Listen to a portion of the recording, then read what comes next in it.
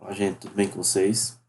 Então, hoje a gente vai começar aí nosso assunto, tá, de fisiologia endócrina e vamos ver essa aula em duas partes.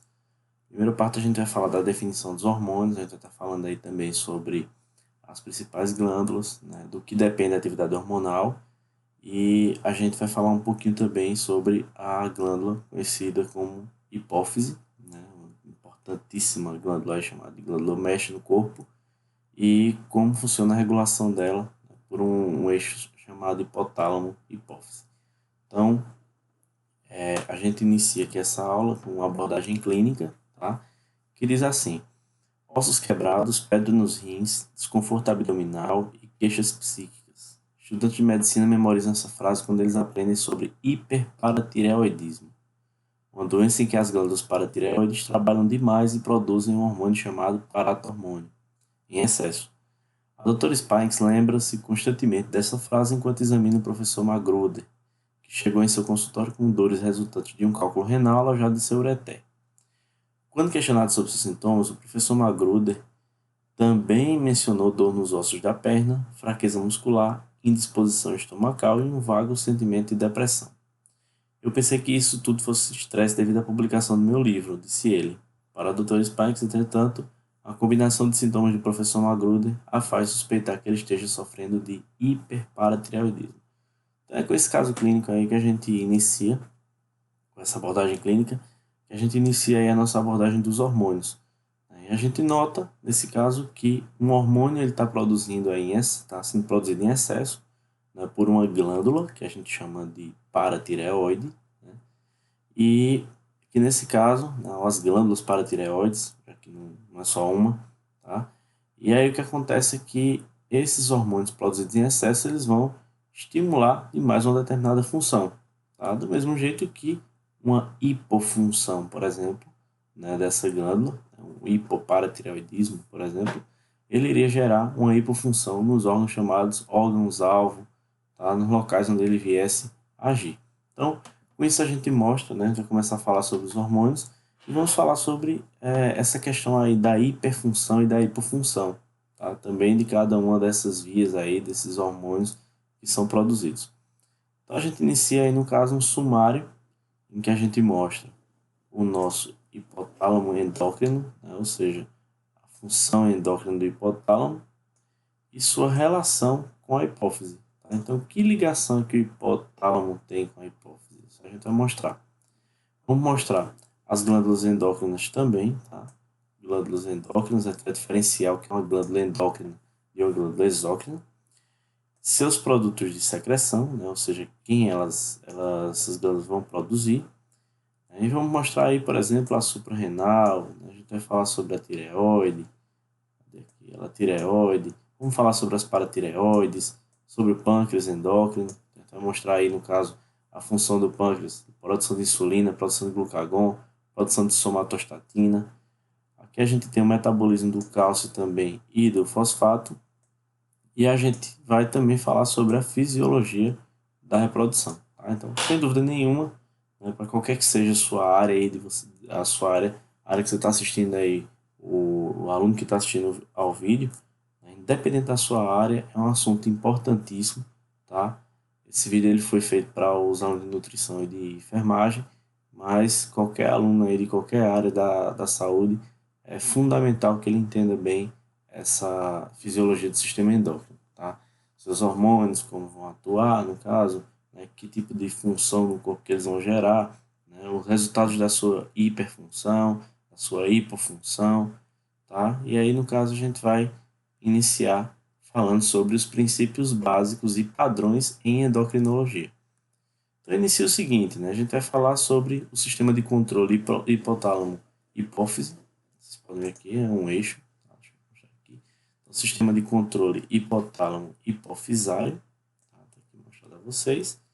A gente tem os padrões de retroalimentação. Então, a gente vai falar sobre essa questão aí do feedback, né? Feedback negativo, principalmente aí quem vai desencadear essa retroalimentação, né? Então a iniciação do estímulo com o estímulo até uma resposta, então a gente vai ver que a própria resposta ela depois vai se opor ao estímulo, a maioria deles vai ser regulado por feedback negativo.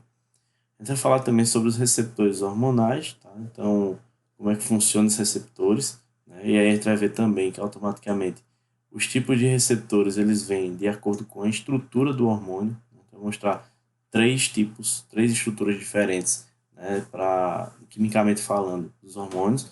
Então, ou eles são aminas, ou eles são proteínas, peptídeos, ou eles são esteroides, tá? As respostas celulares que serão geradas, só achar aqui, as respostas celulares serão geradas, tá? A modulação da resposta da célula-alvo, tá? Então isso também é importante a gente falar, né? Que tipo de resposta aí na célula-alvo que é gerada é a modulação dela.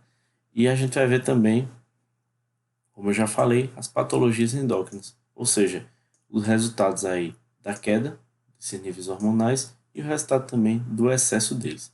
Então, antes de a gente falar qualquer outra coisa, é importante a gente citar que não existe aquela história de hormônio ruim, hormônio bom, tá? O hormônio ele sempre é bom quando está fisiologicamente, quando mantém a homeostase, e ele vai ser ruim sempre que ele foge do padrão, para cima ou para baixo. Então a gente não pode, né, como muita gente até fala, a gente escuta falar, né, por uma questão até de não conhecer realmente, né, as pessoas não têm o conhecimento sobre determinada área, né, isso é natural, ninguém é obrigado a saber de tudo, e as pessoas dizem assim, né, eu tenho tireoide, né, eu não posso eu sinto muito calor, por exemplo, né? Eu tenho aí, eu emagreço constantemente, ou engordo demais porque eu tenho tireoide. Então, muita gente fala desse jeito, né? É uma forma até viciada, um termo viciado de dizer que tem hipo ou hipertireoidismo, né? Mas todos nós temos tireoide, né? Temos que ter, se a gente não tem nenhum distúrbio, nenhum problema mais grave, então a gente tem que ter de fato a glândula, tá? Então é muito comum que esses distúrbios também, essas patologias, elas aconteçam. Então, primeiro a gente vai começar a falar como se suspeitou da função dos hormônios. Então, a gente não, lógico que nos primórdios aí, principalmente nas regiões andinas, né, nos povos pré-colombianos, a civilização inca, por exemplo, né, os incas, eles tinham aí na região dos Andes, né, então quando os descobridores, né, os desbravadores aí do território, eles encontraram uma estátua. Essa estátua aqui está representada. Tá? E diz o seguinte, né, que nessa época eles já desconfiavam, né, da função dos hormônios, e quando eles chegaram lá na região dos Andes, né, nesses territórios aí que eu citei anteriormente, eles encontraram a representação da glândula tireoide aumentada. Então isso aqui era uma figura representativa de uma mulher, tá? Simbolizava uma mulher andina, né, muito bem, né, imagem não muito legal aí da mulher andina, né, toda isso aqui, claro, é arte, né, então arte não tem muito essa questão de beleza muitas vezes, e aí mostrava que nessas mulheres, nessa representação feminina, existia uma protuberância mais ou menos aí na região da tireoide, então, próximo aqui é o pescoço, né, isso aqui para quem não entender os olhos, o nariz, a boca, que é o pescoço, isso aqui seria o restante do corpo, simbolizando aí o corpo da mulher andina. E aí o que dizia era o seguinte, que já esquematizava-se, né, já mais ou menos mostrava-se nessa época que essa doença chamada bócio, né, que aí no caso representava a tireoide aumentada, vocês podem ver, eu circulei, por conta da deficiência do iodo na dieta. Tá? Então era uma dieta pobre em iodo.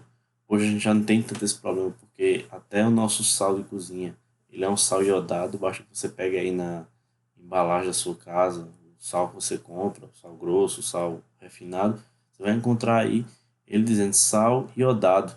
Então já adiciona-se o iodo até ao próprio sal de cozinha para evitar justamente essa deficiência de iodo na dieta, né, do brasileiro, né, vamos dizer assim, porque eu não tenho conhecimento aí da adição de iodo em outras culturas, tá? Mas pelo menos na nossa eu sei que realmente esse sal é iodado.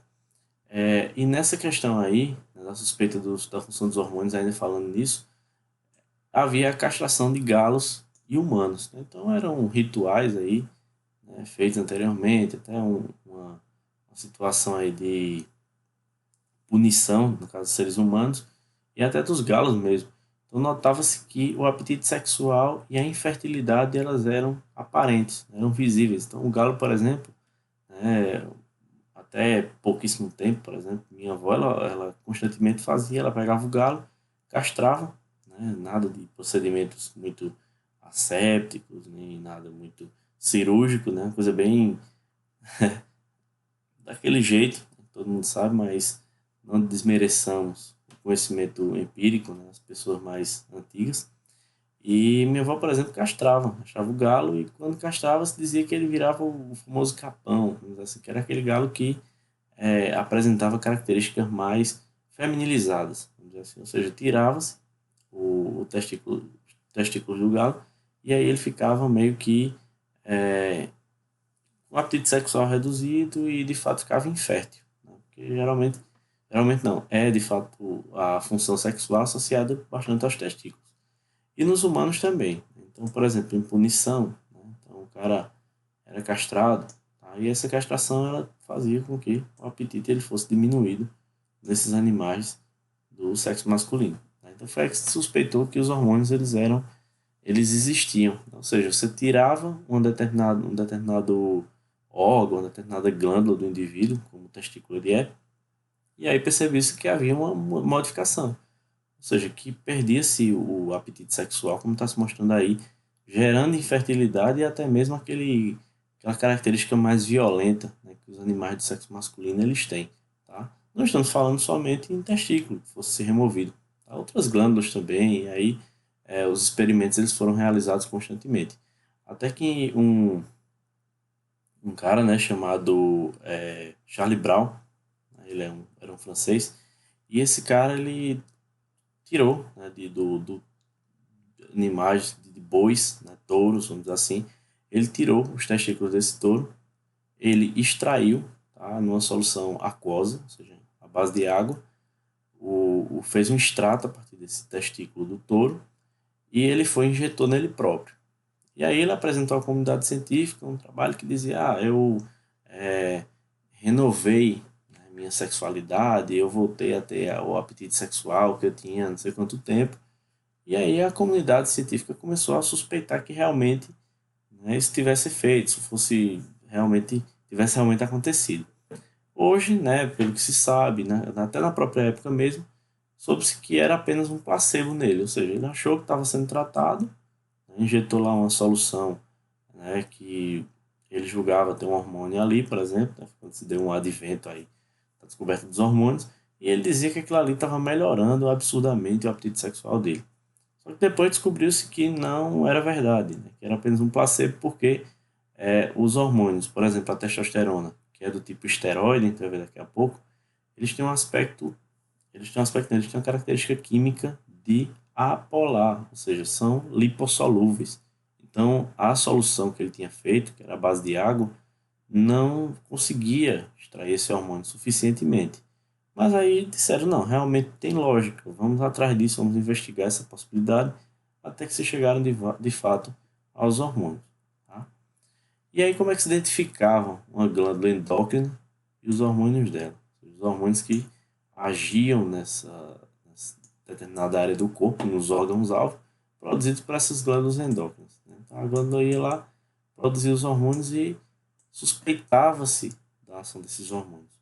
Então, basicamente, removia-se a glândula e monitorava-se anormalidades anatômicas, fisiológicas e comportamentais, então, no caso dos animais, né?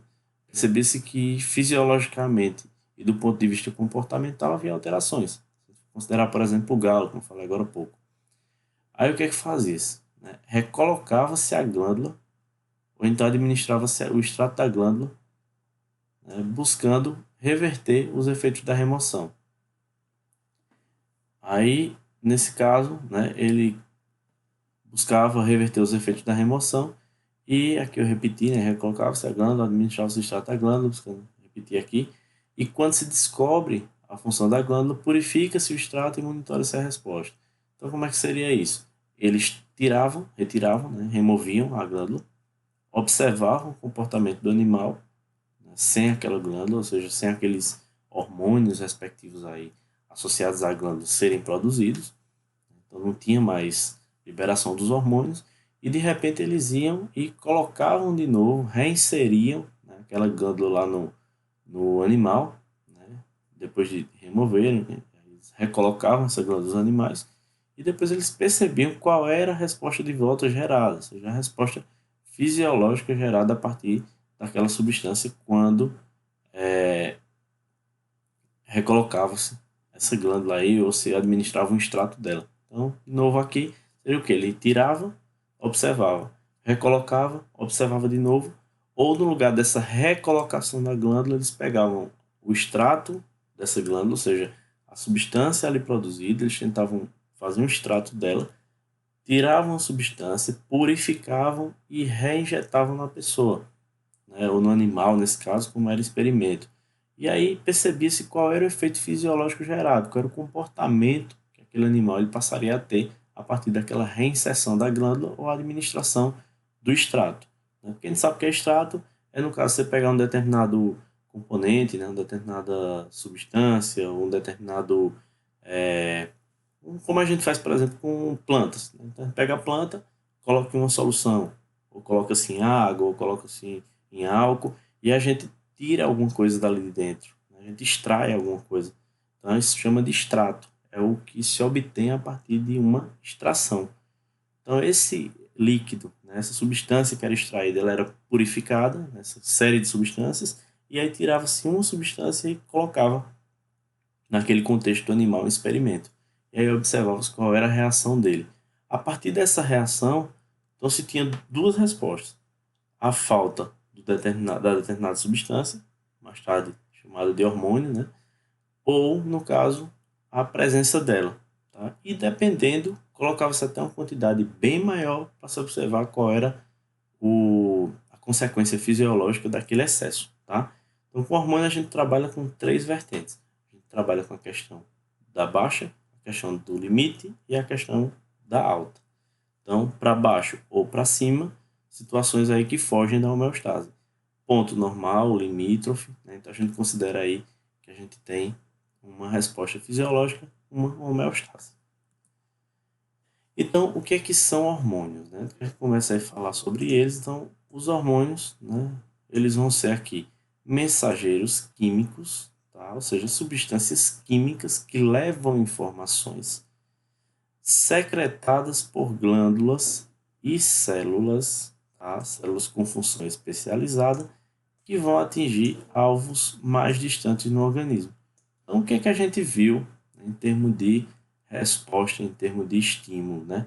A gente viu que quando um neurônio, por exemplo, ele levava uma resposta, levava um impulso nervoso para outro neurônio, era uma resposta extremamente rápida que acontecia. Então, se a gente for considerar, por exemplo, for comparar o neurônio e o hormônio, a gente vai ver que há uma diferença absurda em termos de velocidade. Porque o neurônio é um impulso elétrico, tá? A eletricidade vai passando velocidade incrível, né? Fora até daquilo que a gente possa mensurar, como eu falei a vocês em aula, né? Enquanto que o hormônio ele vai ser liberado na corrente sanguínea. Então, até ele chegar no local de ação dele fazer o efeito, isso tem um certo tempo de meia-vida. A gente vai falar o que é isso. Tá? Ou seja, comparar hormônio com neurônio, realmente o neurônio ele é muito mais rápido. O impulso nervoso ele é extraordinariamente rápido. Ao passo que o hormônio é lento, tá? O hormônio é uma coisa mais demorada, um tempo de meia-vida, é chegar na corrente sanguínea, é espalhar-se pelo corpo, distribuir-se. Ou seja, a gente tem aí, certo? Mensageiros químicos. E esses mensageiros químicos, eles levam uma informação até determinada célula. Então, por exemplo, ele vai agir no pâncreas, digamos. Então, até chegar no pâncreas e dizer, ó, pâncreas, faz isso, faz aquilo, ou libera tal hormônio, ou diminui a liberação de tal hormônio, isso demora. Tá? Esse é o caso do hormônio ser distribuído na corrente sanguínea. Então, nesse caso, eles vão ser mensageiros químicos, tá? Secretados. Então, quando a gente fala em liberar mensageiros químicos, secretar mensageiros químicos, a gente tem que falar primeiramente, né, quando lembra de secreção, das glândulas, tá? Glândulas são a parte mais importante aí nesse caso da secreção hormonal. Mas, convenhamos, né, que nesse caso a gente tem células também com funções especializadas. Então, não é qualquer célula, é uma célula especializada que também é capaz de produzir hormônio. Então, você pode perguntar, toda vez que então eu tiver um hormônio sendo produzido por um determinado órgão, determinada glândula, uma determinada célula específica, né, especializada, eu tenho que chamar essa célula de glândula? A resposta é sim, tá? Glândulas secretam. Então a gente tem uma certa diferença que os hormônios, eles são produzidos para dentro da corrente sanguínea. Então a gente vai falar mais à frente o que seria essa glândula, né? Essas glândulas, como é que elas são classificadas. E vão atingir o que a gente chama de alvos mais distantes do organismo, tá?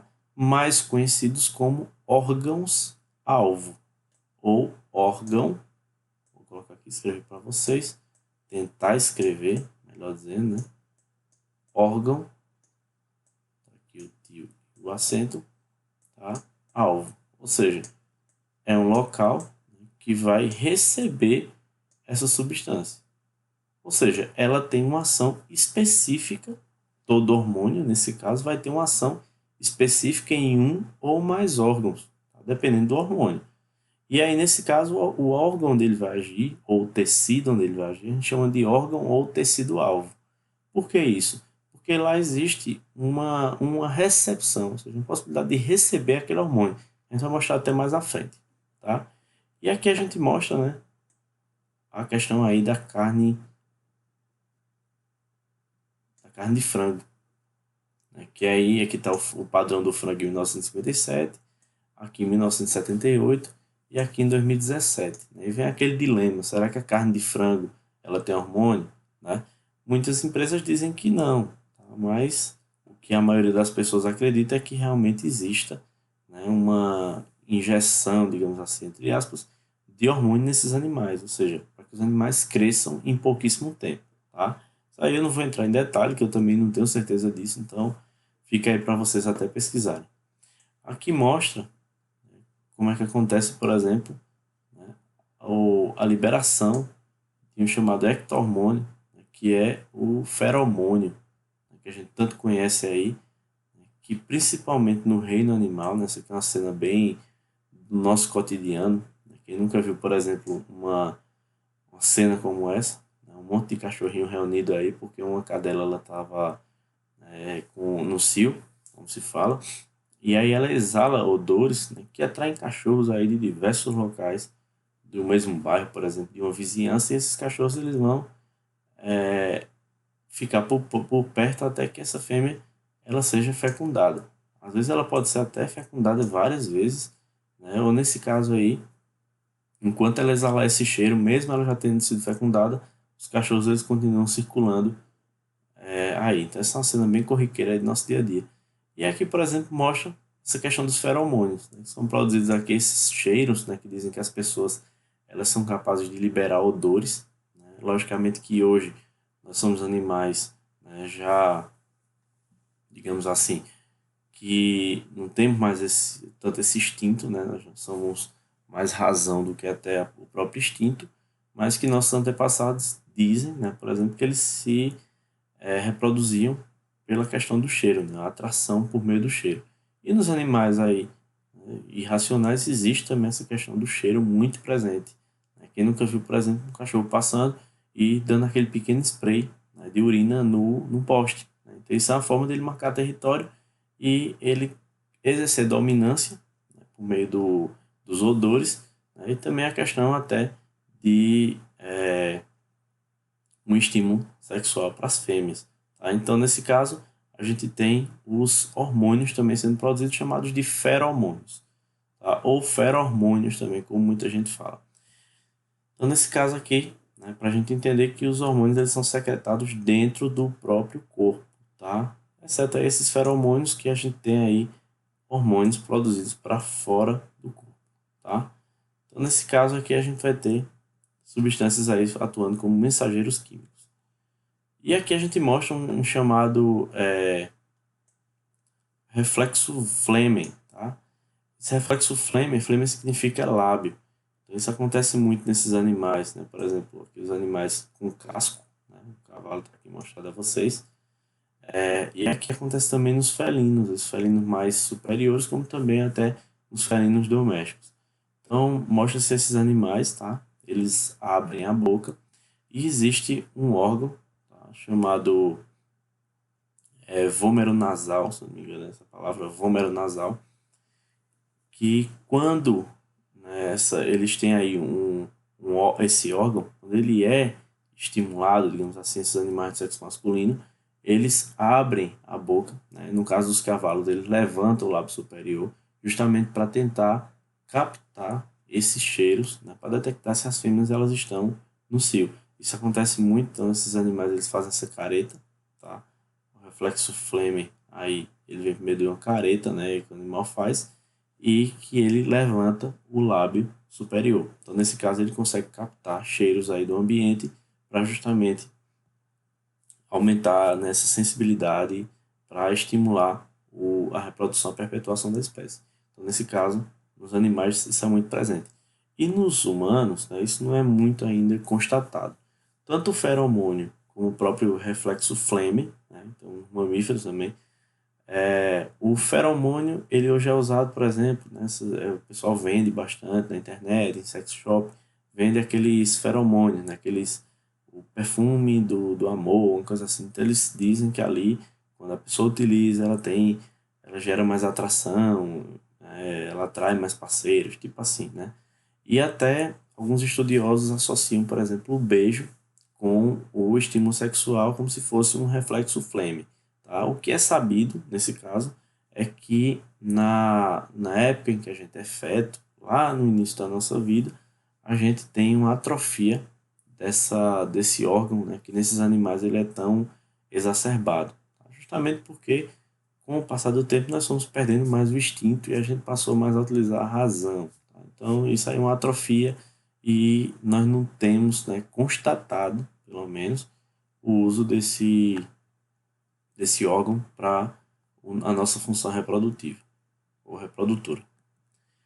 E aqui, né, ainda com relação às quais são os tipos de glândulas. Então, a gente já falou que os hormônios são secretados por glândulas ou células com função especializada.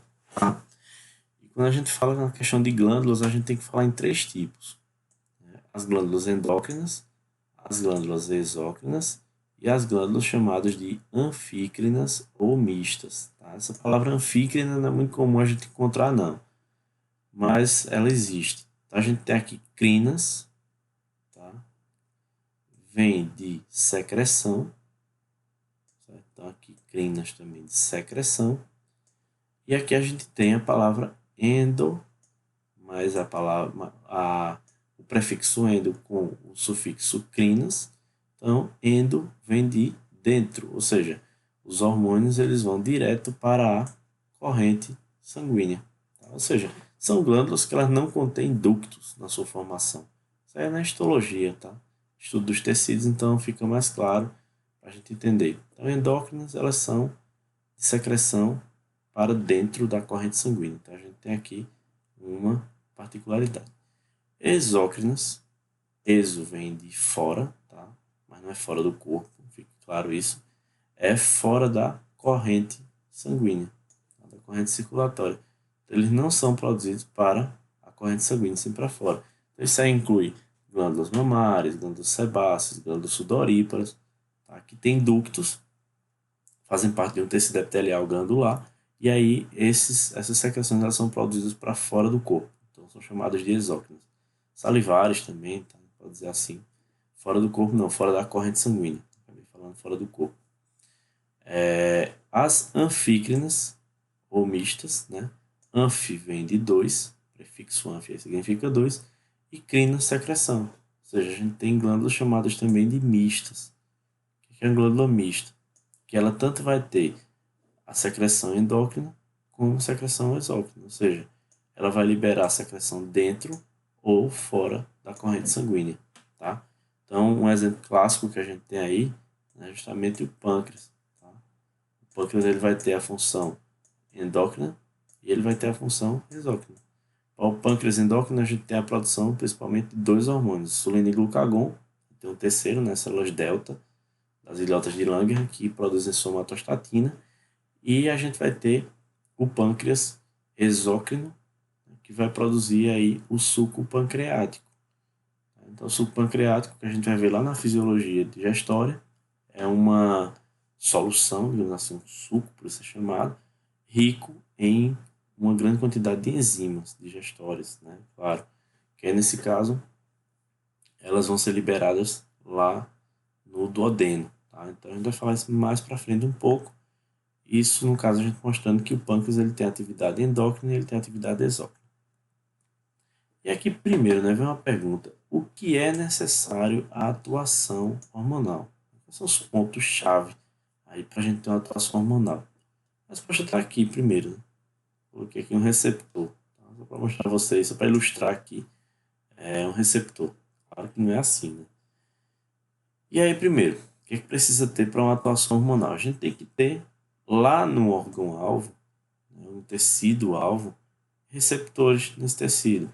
Ou seja, estruturas proteicas que estão localizadas na membrana plasmática das células, tá? Chamadas de receptores. Ou seja, estruturas que vão captar a mensagem que o hormônio está trazendo até aquela célula. Não estamos falando, por exemplo, só que existam receptores apenas na membrana plasmática, tá? Fique claro isso.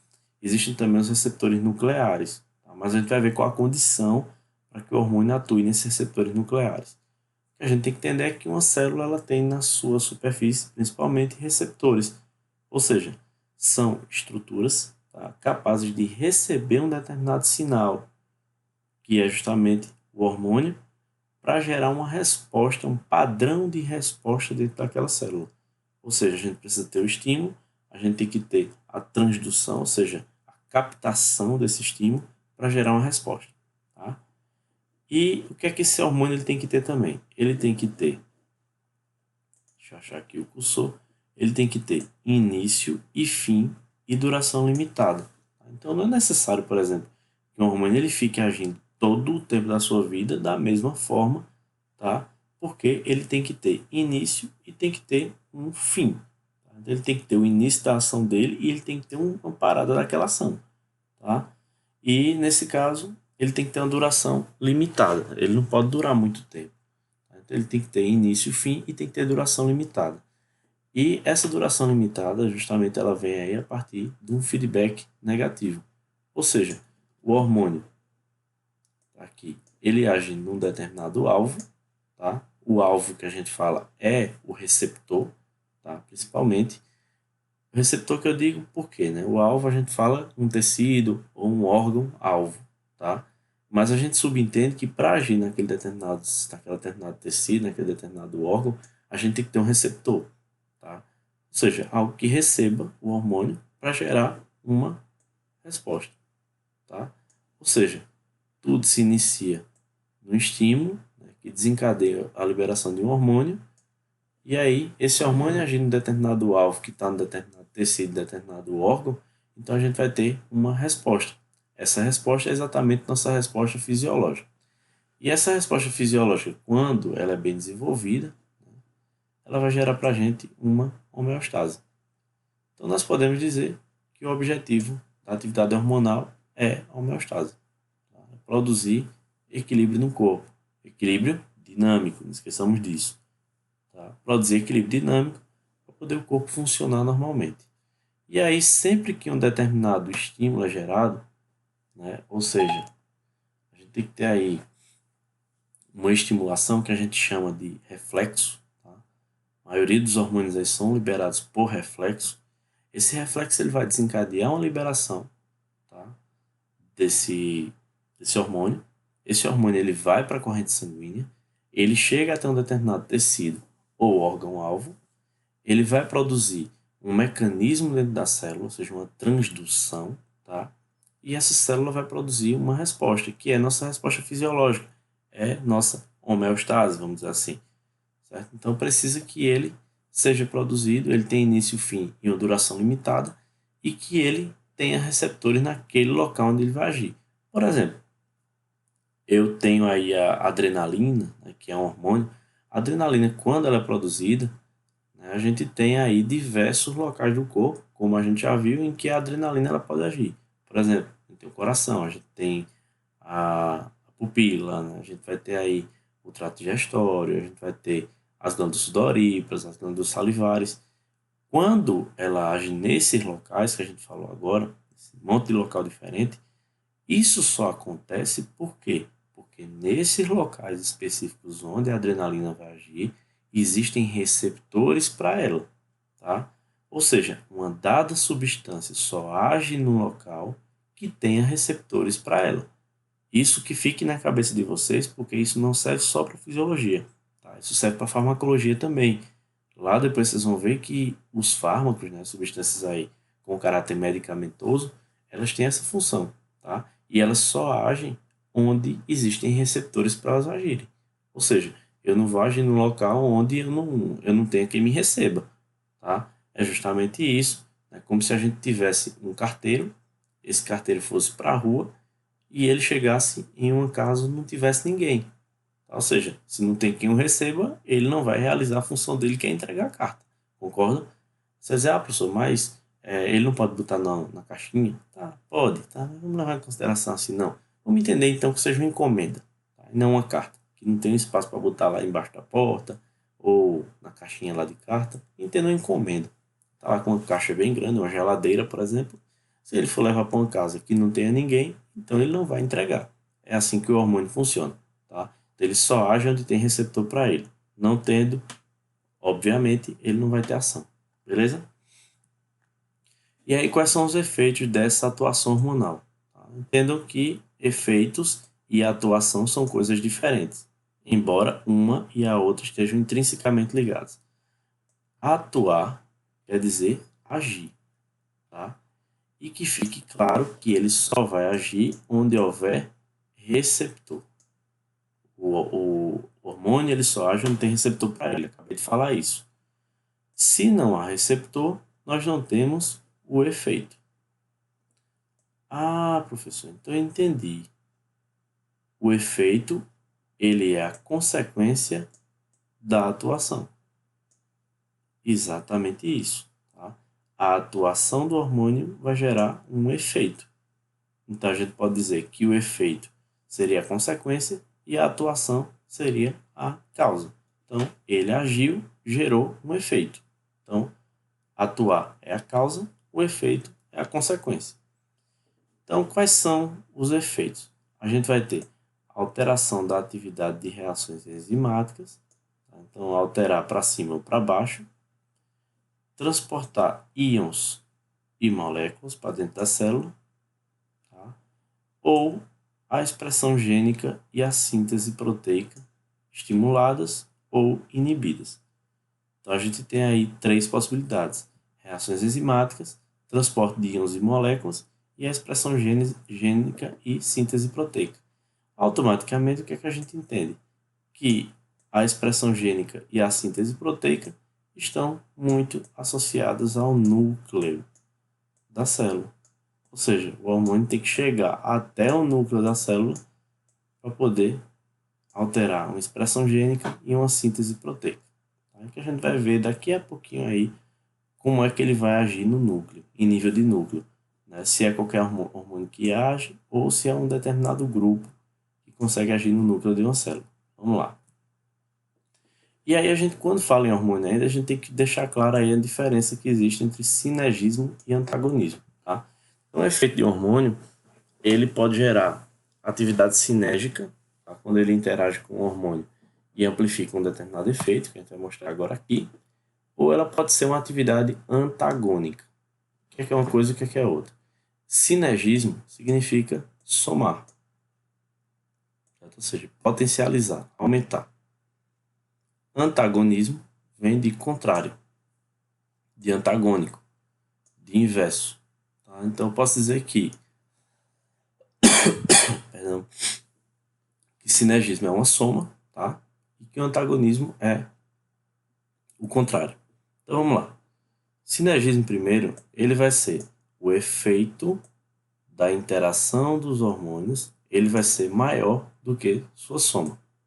O que eu estou querendo falar com isso? Vamos lá.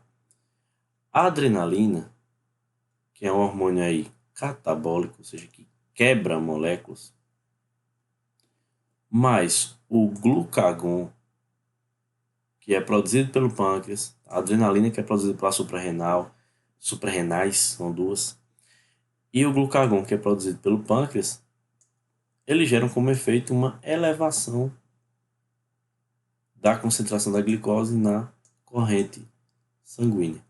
Ou seja, sempre que a adrenalina ela é liberada, a gente vai ter que produzir energia aí, liberar energia na corrente sanguínea, ou seja, glicose. Tá? E aí, no caso, quando ela é liberada junto com o glucagon, nós temos aí uma elevação da quantidade da glicose na corrente sanguínea. Vamos lá. Quando a adrenalina é liberada, a gente tem 5 miligramas por 100 ml de sangue. Ou seja, 5 ml de glicose, 5 miligramas de glicose para cada 100 ml de sangue. Partindo do princípio que a gente tem aproximadamente 5 litros, então multiplique isso aí por 50. Tá? Então, por 50 a gente vai ter aí 5 litros de sangue, ou seja, 250 miligramas de glicose no sangue são produzidos quando a adrenalina alcança seu pico de concentração. Ou seja, nós temos aqui 5 miligramas por 100 ml. Quando o glucagon ele é liberado, a gente tem 10 miligramas por 100 ml de sangue. Ou seja, a gente fala que a atividade de concentração da glicose, né, a elevação da concentração de glicose, vai ser justamente o resultado dessa soma de substâncias produzidas na corrente sanguínea. Ou seja, desse sinergismo. Tá? Quando o corpo, então, produz adrenalina, aquela situação de luta, de fuga que a gente falou lá no simpático, então a glicose vai ser liberada em excesso na corrente sanguínea. Tá? Bastante glicose. Por quê? Precisa de energia. Tá? Falta de energia. Então você bota a adrenalina para liberar energia para tudo que é de órgão-alvo, para poder a substância agir, né? Gerar os efeitos. E aqui o glucagon. Tá? Quando também a glicose está em baixa, o glucagon ele é produzido. Certo? Esse glucagon ele é um hormônio aí contrário à insulina. Quando a insulina ela diminui as concentrações de glicose na corrente sanguínea, o glucagon joga lá para cima. Tá? No caso do diabético tipo 1, ele é aquele paciente que não tem produção de insulina, né, por uma reação autoimune, tá? Mas ele tem glucagon. Ou seja, o glucagon ele bota a glicose lá para cima na corrente sanguínea, eu ia reduzir o dedo, mas é lá para cima que ele coloca a glicose. Por isso que, mesmo o diabético tipo 1 ele não tendo insulina, a glicose dele está lá em cima porque ele tem glucagon. Tá? E funciona muito bem, diga-se de passagem. Então, se a gente fosse considerar o resultado disso aqui, a soma seriam 5 miligramas de adrenalina, de glicose com adrenalina, mais 10 miligramas por 100 ml de glicose com glucagon. Então, nós teríamos, né, um resultado de 15. Só que, para nossa surpresa, não são 15 miligramas por 100 ml de sangue, são 22. O que é que significa? Que o efeito, vou repetir aqui, ó, aliás, aqui embaixo, o efeito da interação dos hormônios, ele é maior até do que a sua soma. Ou seja, 5 mais 10 não dá 22 em canto nenhum, somente nos hormônios. Tá? Ou seja, quando a gente tem a atuação de dois hormônios exercendo uma mesma atividade, nós podemos dizer que essa atividade ela é amplificada. Ou seja, eu não tenho aquele absoluto de cada um, eu tenho uma amplificação. Ou seja, uma potencialização. Tá? Prestem bem atenção nisso, ou seja, o sinergismo ele potencializa quando dois hormônios eles se somam e geram um determinado efeito. Tá? Então isso aqui é mostrado no slide seguinte. Mostra aqui bem claro para a gente o sinergismo. Só que agora não é mais só a adrenalina e o glucagon. Tá aqui a adrenalina, tá aqui o glucagon. Tá? Então um vai fazer 10, o outro vai fazer 5. 5 miligramas por 100 ml.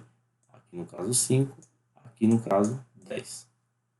O glucagon junto com a adrenalina, eles vão chegar até 22 miligramas por 100 ml.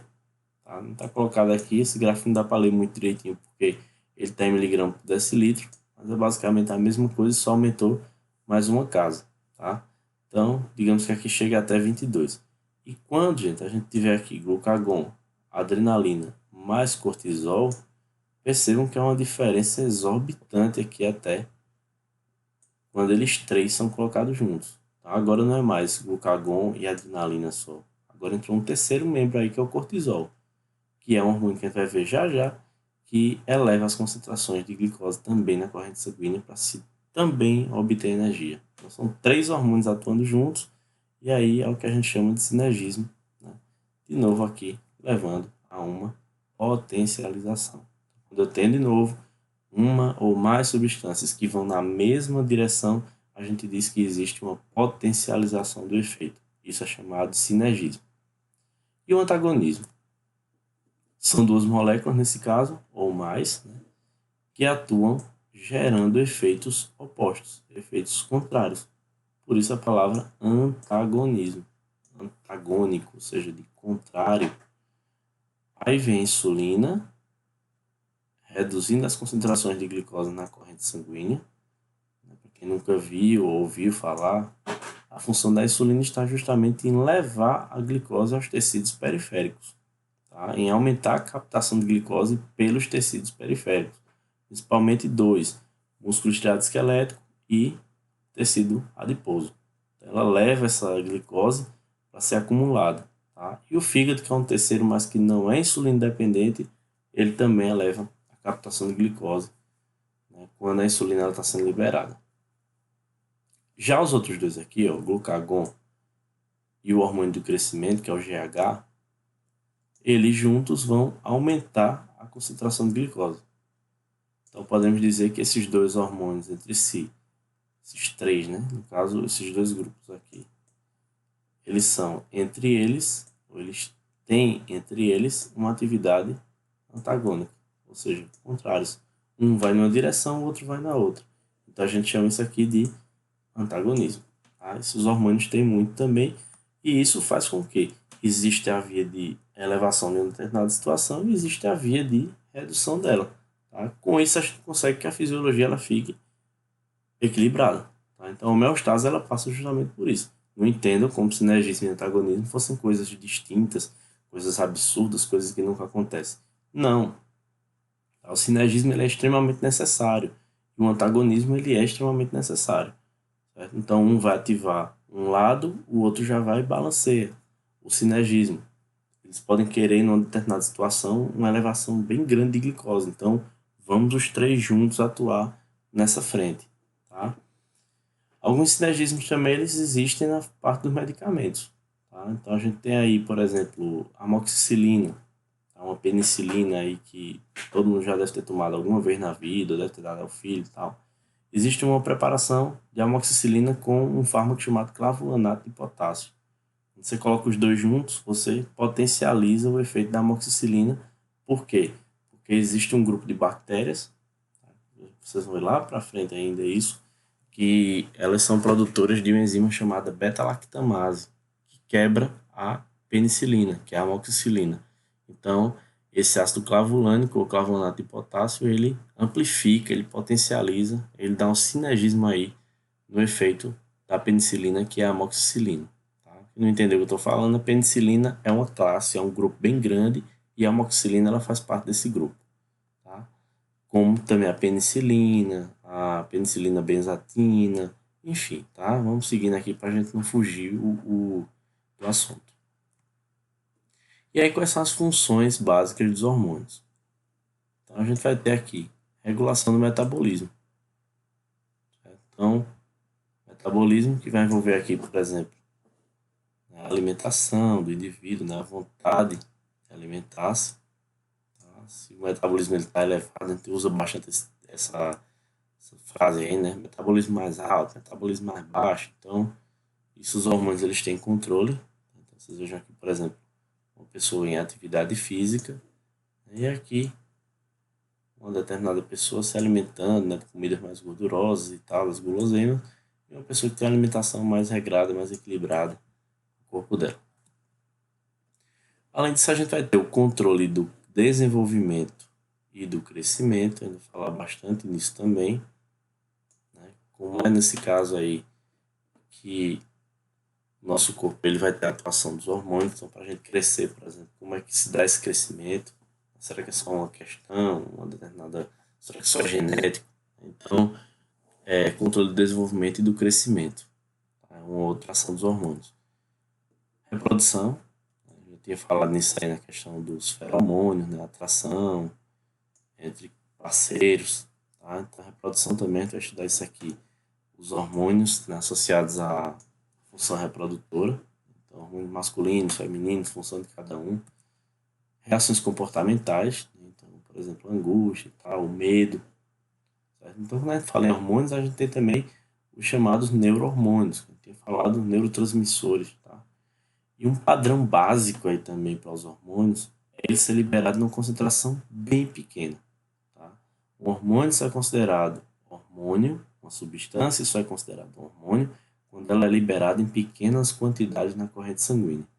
Aquelas que liberam muita substância, elas não são chamadas de hormônios.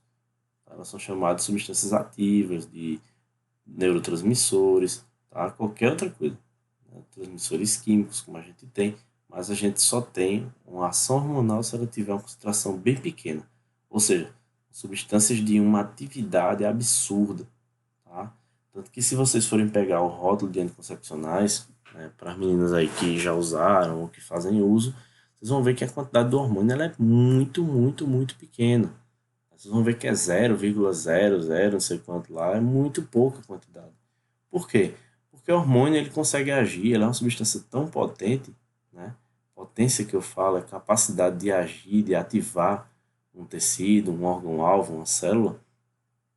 Eles têm uma capacidade tão alta de ativar uma célula, um tecido, um órgão-alvo, que eles são produzidos em pequena quantidade. Então, a gente diz que isso aí é uma alta potência que eles têm. Então, o hormônio não é colocado em altíssimas quantidades. Muito pelo contrário, não é necessário, que são extremamente ativos, extremamente potentes. Certo? Então, tá aí uma outra ação, reações comportamentais. E aqui mostra, né, o que eu falei a vocês, o feedback negativo. Como é que ele funciona para esses órgãos alvos e tecidos, em relação ao final da ação dele. Então, a gente vê aqui, né, um estímulo, alimento. Então, nós ingerimos o alimento, a gente vinha aí de uma quantidade de glicose mais baixa, então imediatamente o fígado ele quebra, né, o glicogênio, mas aqui é a resposta ao glucagon, tá? Esqueçam o que eu falei aí. Então, ó, o alimento ele entra no organismo, isso eleva as taxas de glicose, ou seja, a glicemia, tá? E com essa taxa de glicose elevada, que é o nosso reflexo, tá? A gente pode chamar de reflexo sim, nós temos aí o estímulo às células beta, vocês podem ver aqui, e uma inibição das células alfa. Então, estimula a célula beta e inibe a célula alfa. Por quê? Porque a célula alfa ela é responsável pela produção de glucagon.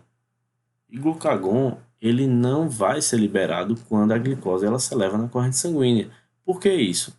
Porque o glucagon faz a glicose se elevar também. Então, se ela já está alta no corpo por uma ingestão, ela foi ingerida, então ela foi absorvida, por que que eu vou liberar glucagon se ela já está em concentrações bem altas? Então, a quantidade de glicose elevada faz a célula alfa se desligar, tá? Ou seja, ser inibida, e a célula beta a produzir insulina, um peptídeo aí bastante conhecido, né? Dos hormônios mais conhecidos aí que a gente tem. E essa insulina ela vai chegar no fígado, vai colocar essa glicose para ser armazenada na forma de glicogênio, tá? E eu expliquei a vocês também que ela vai aumentar a captação dessa glicose pelo tecido adiposo, ou seja, essa glicose que a gente vê, por exemplo, a ingerir em excesso, ela vai virar gordurinha e vai ficar dentro dos nossos adipócitos na forma de gotículas. Como a gente falou, adipócitos ele não aumentam em quantidade de células, mas em tamanho, tá? Ou seja, há uma hipertrofia, tá? Não uma hiperplasia. O tecido adiposo e o músculo estriado esquelético também captam a glicose. Tá? ME, músculo estriado esquelético. Eles dois juntos aqui, a captação de glicose acontece quando a insulina é liberada. Já do contrário, digamos, né, a gente passou um tempo aí sem se alimentar, tá lá naquela fome do caramba, gerou uma baixa taxa de glicose, tá? E isso o corpo não gosta, o cérebro não gosta disso. Com essa baixa taxa de glicose, então as células beta elas são bloqueadas agora. Por quê? Para não produzir a insulina. Como é que a glicose está baixa, eu vou liberar mais insulina. É por esse motivo que as pessoas que têm aí diabetes descompensada, pessoas que são diabéticas tipo 2 descompensadas, elas têm que ter em casa aquele aparelhinho lá de aferição. Tá? Porque imagina, se a pessoa está lá com a glicemia lá embaixo, né? Se alimentou, né? Tomou insulina já, a glicemia foi lá para baixo. Aí imagina a pessoa pega e administra insulina com a glicose lá embaixo. Tá? E aí vai ter uma hipoglicemia e isso pode até comprometer o quadro de saúde do indivíduo, levando inclusive a óbito. Tá? Então, a insulina está inibida. A glicose já está baixa, eu não posso liberar a insulina, porque aí a baixa de glicose vai elevar-se mais ainda. Tá? Então, a pessoa pode até entrar em coma mesmo e morrer. Então, aqui, inibição. Inibiu a célula beta, ativou a célula alfa a liberar glucagon, e esse glucagon ele vai agora quebrar o glicogênio que estava no fígado para obter glicose. Tá? Vai pegar aqui o que tem de reserva para obter glicose. E essa glicose ela tem que estar abastecendo o corpo a todo instante, principalmente o sistema nervoso central. E esse é o feedback negativo. Tá? E aí vamos para a parte boazinha da coisa, né? Ou seja, as glândulas, os hormônios e as suas funções. Tá? Não é difícil, então espero que vocês prestem bem atenção nisso. Estudem bem, porque a gente tem muito nome diferente, muita termozinho assim mais complicado. E a gente vai começar a falar nessas glândulas, hormônios e suas funções. A gente vai falar principalmente na hipófise, tá? No eixo hipotálamo-hipófise. A gente vai falar na glândula pineal, que é a produtora de melatonina, que é o hormônio do sono, o hormônio do escuro. Tá? A gente vai falar nas suprarrenais, produção principalmente de cortisol.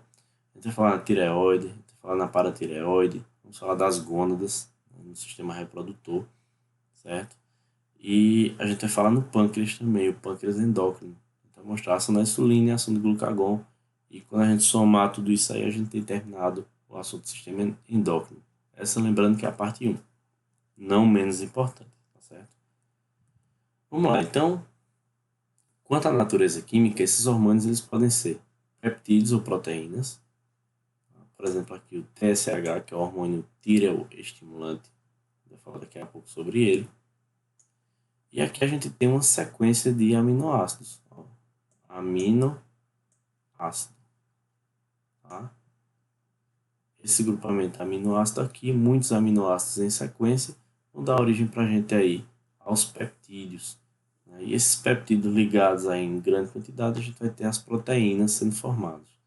Então, ele pode ser peptídeo ou proteína. Ele pode ser esteroide. Tá? A gente chama os hormônios esteroidais. Na verdade, esteroide, né? Aqui a gente vai ter a progesterona, muito conhecida. Então, o que é um núcleo esteroide? É um núcleo derivado do colesterol, esses anéis aqui que vocês estão vendo que eu estou selecionando, são essas 4 estruturazinhas aqui, esses 4 anéis aqui que vocês viram na química orgânica. Né? Não sei se há muito tempo ou pouco tempo, mas quem pôde estudar e viu química orgânica, né? São 4 anéis aqui que a gente tem. E esses 4 anéis, eles são derivados do colesterol. Certo? Então, o colesterol aqui vai dar origem a essas substâncias, né? Esses hormônios chamados hormônios esteroides. Tá? Então, aqui está mostrado para vocês o núcleo esteroide. E aqui a gente tem as aminas.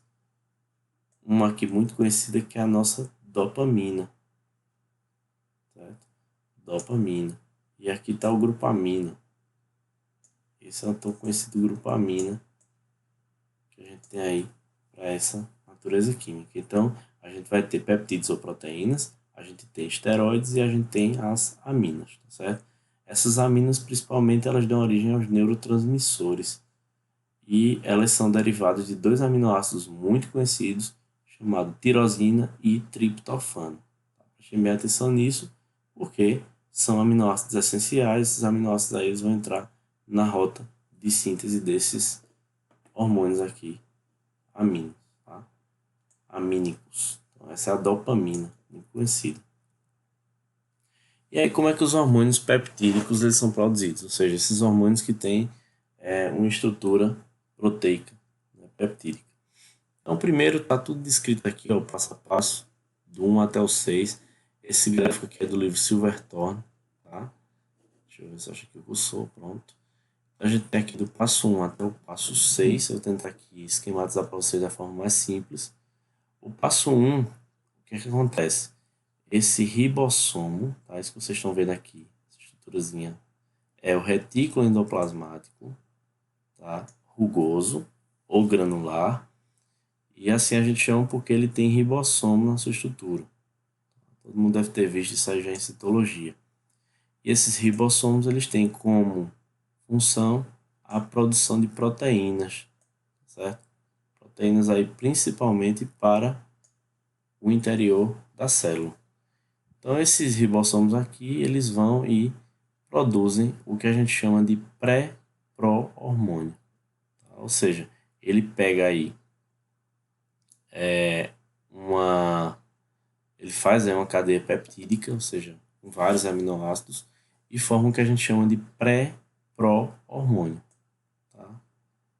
Pré vem de antes, pró vem de antes. Só que não ficava legal ele colocar pró-pró-hormônio, pré-pré-hormônio. Então ele bota pré-pró-hormônio.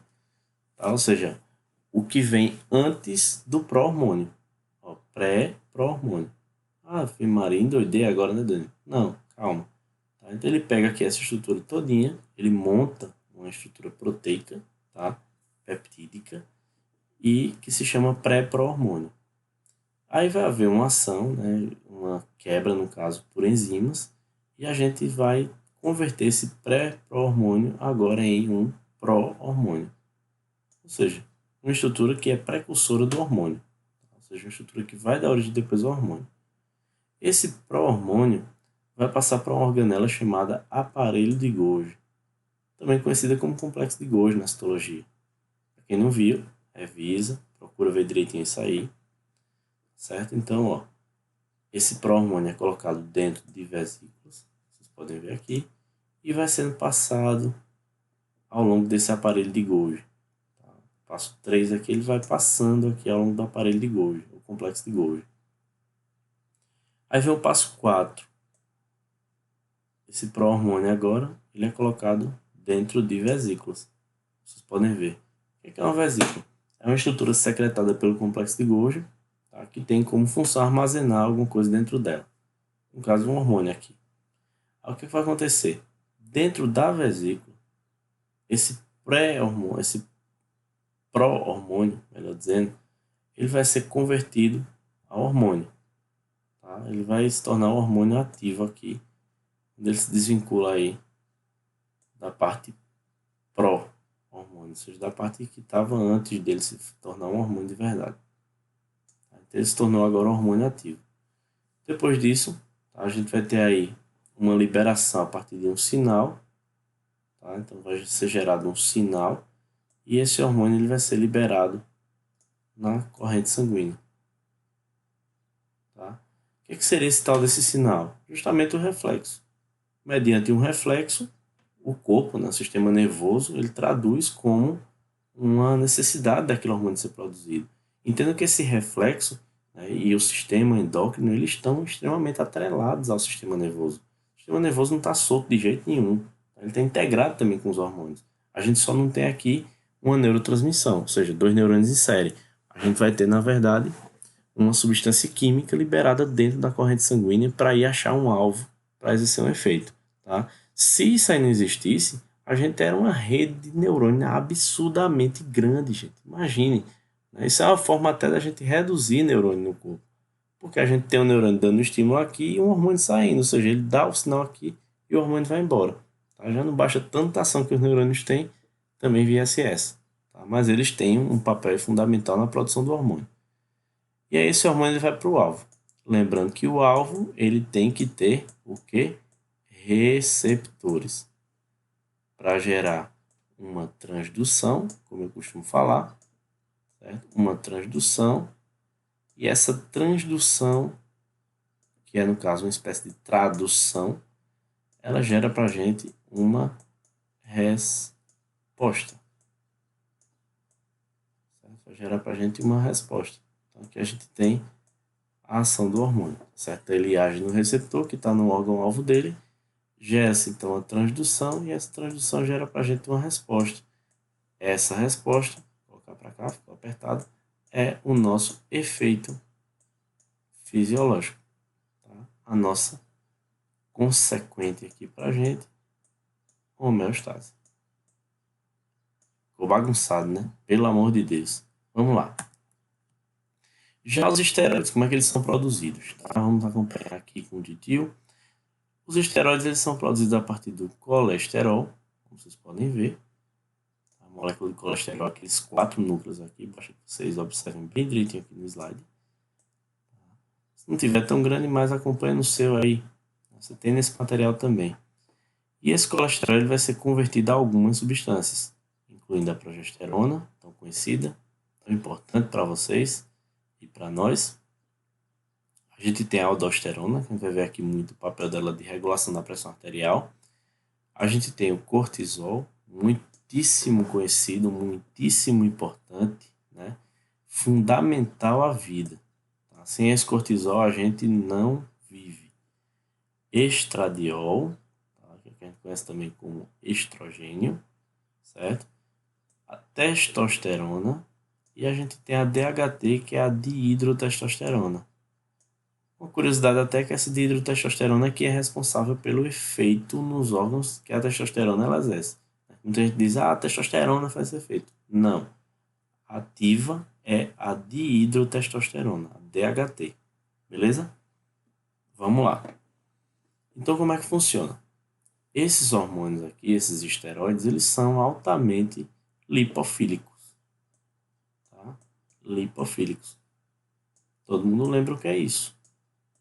Tá? Quem viu a bioquímica, quem viu a parte de biofísica, tá? Eles são altamente lipofílicos. Colesterol, né, gente, é o precursor. Altamente lipofílicos. Isso quer dizer que eles são insolúveis no plasma. Por quê? Porque o plasma é água, gente. O plasma é altamente polar. Ou seja, tem muita água, tem macromoléculas. Então essa substância ela não dissolve bem no plasma. Ela não anda sozinha no plasma. Então o que é que vocês têm que perceber aqui? Ó? A gente tem um vaso sendo mostrado, certo? E a gente tem uma proteína carreadora. Ou seja, uma proteína que faz o transporte desse esteroide no plasma. Por quê? Porque ele é lipossolúvel ou lipofílico. O hormônio esteroide é lipofílico, lipossolúvel. Ah, Danilo, eu não vou lembrar disso. Lembra do colesterol, bebê. Colesterol é lipossolúvel. Tá? Então, a substância que deriva dele também vai ser, não tem como fugir disso. Então, no plasma, ela não tem capacidade de andar sozinha. Ela tem que andar conjugada com essa proteína aqui, que é chamada proteína carreadora. A principal proteína que a gente tem, tá? Vou colocar aqui o nome dela, se chama albumina. Nós temos outras, tá? Não é só albumina, não. Mas a mais importante aí para carregar substâncias, né, é a albumina. Tá? Nesse aspecto aí que eu estou falando. Aí o que acontece? Essa substância, tá, ela é lipossolúvel, ela não anda bem no plasma. Só que ela liga a proteína. E a proteína ela sai distribuindo essa substância para os locais onde ela vai fazer a ação. Ou seja, o órgão-alvo, o tecido-alvo, até que ela de fato chegue e diga "É aqui" e libera a substância. O que a gente percebe? Que a proteína ela fica no plasma, no vaso sanguíneo, tá? E a substância, para entrar, ela tem que se soltar da proteína. Tá aqui, ó, hormônio esteroide. Vejam que ele estava ligado à proteína e agora ele não está mais. Ou seja, ela vai para o tecido e ela entra no tecido. Vejam que aqui a gente tem o líquido intersticial, tá? Que é aquele meio interno que a gente chamou na primeira aula, né? Que no caso é o líquido que fica onde as células ficam mergulhadas, vamos dizer assim, tá? E percebam que a substância ela está entrando, ou ela interage com o receptor que está na superfície, tá? Como eu falei a vocês, aquela membrana plasmática.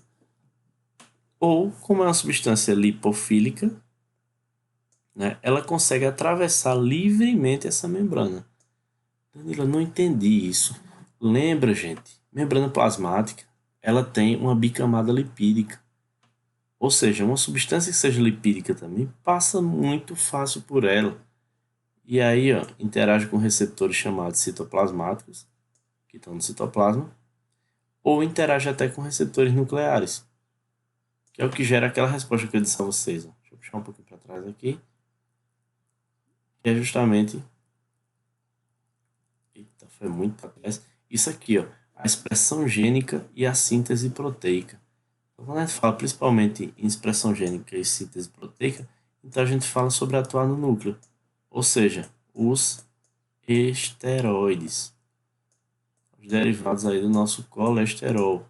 Os esteroides, eles têm capacidade de agir no núcleo. Então a gente tem aí a ação deles no núcleo, levando aí nesse caso a o efeito. Certo? Então tá aqui, ó. A transcrição produz RNA mensageiro, a tradução. Então tá aqui, ó, a síntese de proteínas, novas proteínas sendo formadas.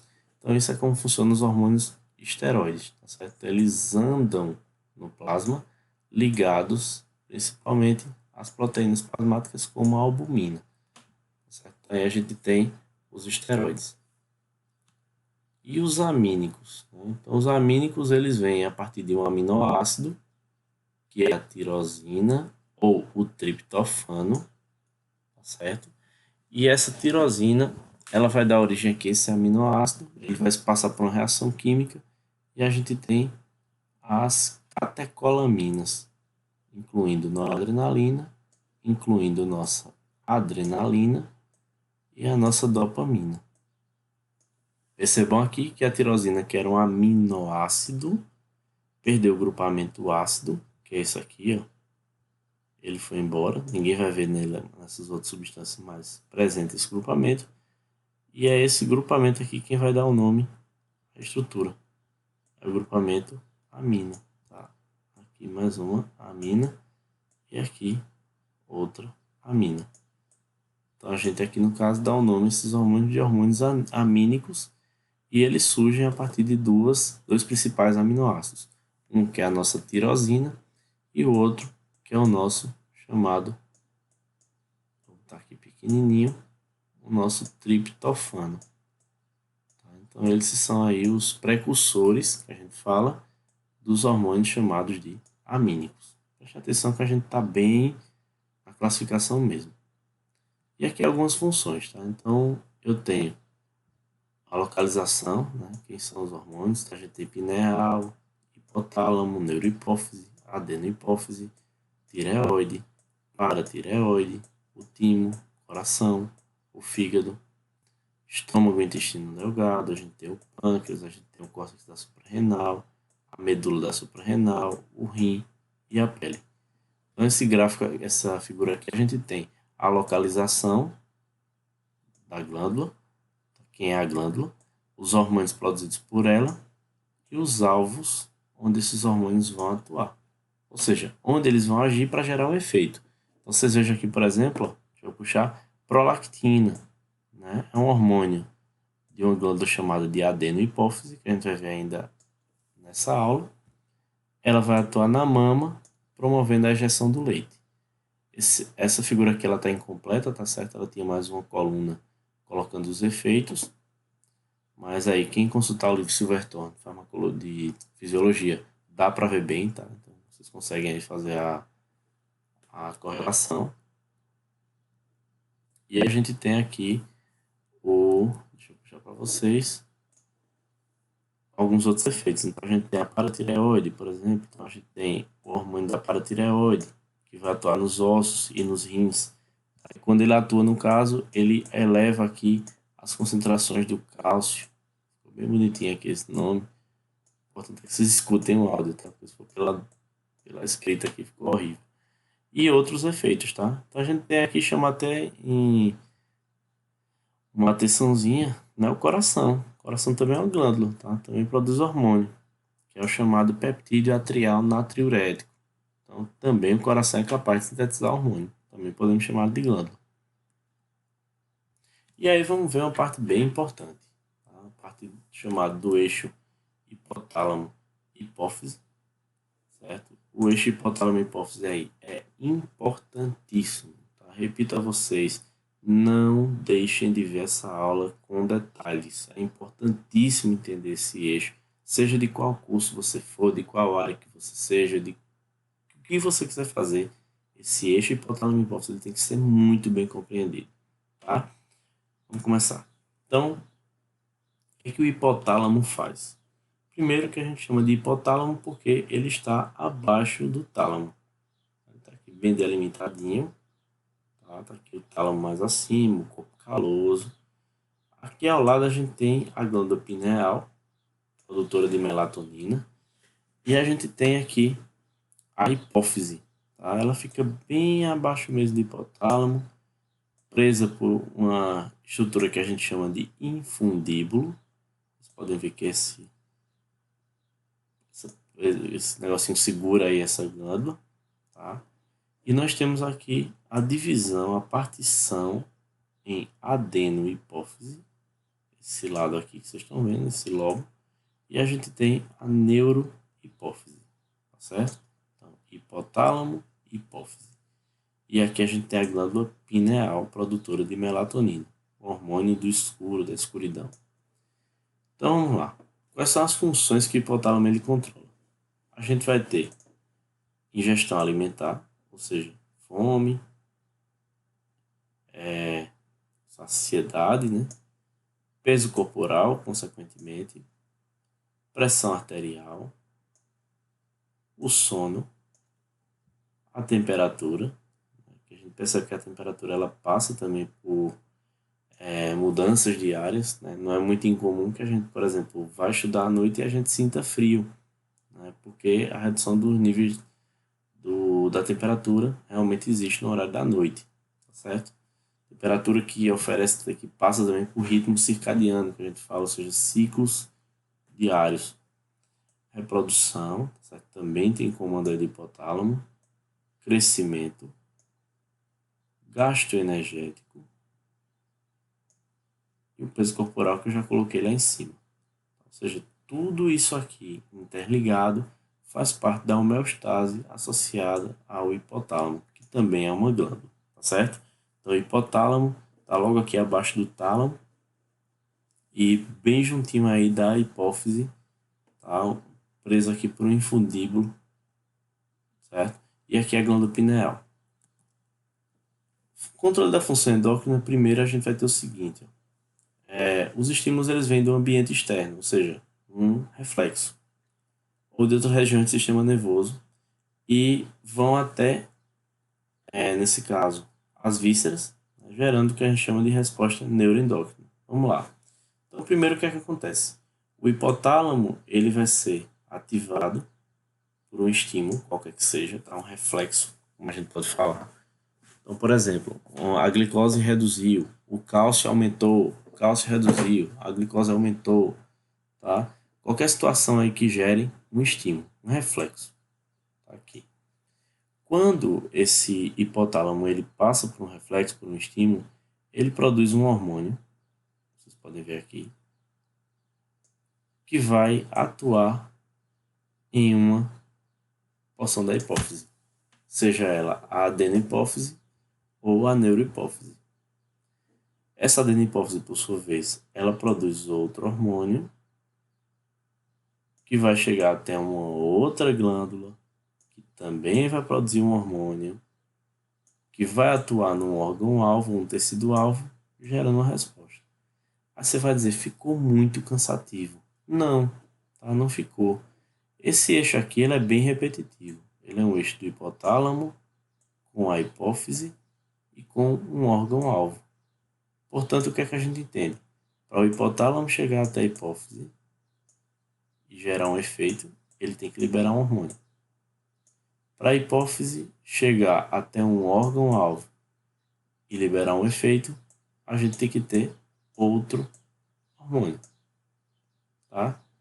E esse mesmo órgão-alvo aqui, tá? Pode ser uma glândula, pode ser que produza outro hormônio para atuar em outro tecido. Tá? Você vai dizer, mas eu não vou saber isso. Agora não, tá? Mas em breve você vai saber. Então, o hipotálamo manda o estímulo para a hipófise, tá? No caso aqui, ele é estimulado, esse hipotálamo, por exemplo, um ritmo circadiano, que é a questão da noite, do dia, né? O estresse, tá? A, a fome, a sede, né? A diminuição do cálcio, a elevação da glicose, o que quer que seja aí de estímulo, ou seja, de reflexo, vai ativar, fazer o hipotálamo liberar o hormônio, tá? Esse hormônio aqui, quando produzido, vai atuar na hipófise, que também vai produzir um hormônio, para chegar até um órgão-alvo e, por fim, a gente vê se consegue aqui uma resposta fisiológica, certo? Aí você vai dizer, Dani, tá, mas o que é hormônio trófico?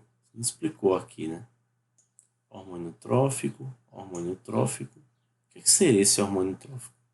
Hormônio trófico, gente, é um hormônio que é capaz de agir em uma glândula, gerando liberação de mais hormônio. Percebam, o hipotálamo produz um hormônio trófico, tá aqui na linha, e esse hormônio trófico produzido ele é capaz de agir em outra glândula, que é a nossa adenohipófise, para produzir outro hormônio trófico. E o que o hormônio trófico faz? Ele é um hormônio que, quando age numa determinada glândula, determinado órgão, ele vai fazer a glândula produzir mais hormônio. Tá? Ou seja, o hipotálamo libera hormônio trófico, que age na adenohipófise, tá? Que vai liberar um hormônio trófico de novo, que vai agir em determinado órgão, fazendo a liberação de outro hormônio.